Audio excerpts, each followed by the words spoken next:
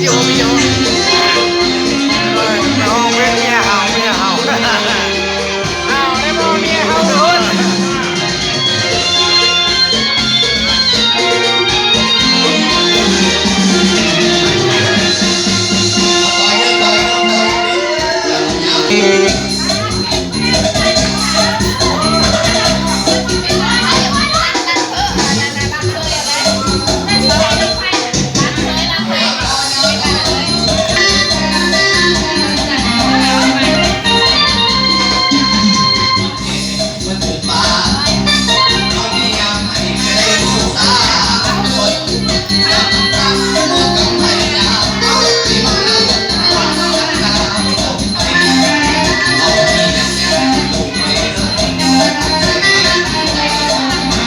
มื้อนี้งานบุญ